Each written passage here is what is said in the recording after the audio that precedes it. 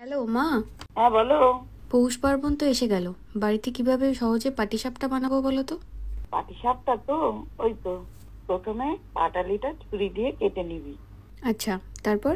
এবার কড়ায় নারকেল কোড়া আর ওই ভাঙা পাটালিগুলোকে ভালো করে মেখে 15 মিনিট রেখে দিবি। তারপর 2 কাপ দুধ ভালো করে ফুটিয়ে বেশ ঘন হয়ে গেলে নারকেলটা পাক করে ঘন দুধটা ঢেলে দিবি।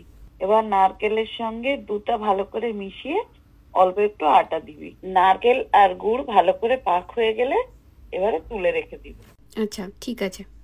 এবার একটা বাড়িতে ময়দা, চালের গুঁড়ো, সুজি, তেল, নুন ভালো করে মিশিয়ে ঈষদুষ্ণ গরম দুধ দিয়ে গুলে নিয়ে অল্প জল দিয়ে একটা পাতলা ব্যাটার বানিয়ে আধ ঘন্টা ঢেকে রাখবি। মাখা সন্দেশ দিয়েও পাটিসাপটা বানানো যায়। এবার তাওয়ায় অল্প ঘি দিয়ে ব্যাটারটা দিয়ে একটা ছোট গোলা রুটির মতন বানিয়ে তার মধ্যে নারকেলের পুরটা লম্বা করে দিয়ে একটা রোল বানিয়ে নিবি। উপর থেকে একদম অল্প করে ঘি দিয়ে একটু ভেজে নিবি। ব্যাস হয়ে গেল পাটিসাপটা। বেশ সহজই আছে। ঠিক আছে।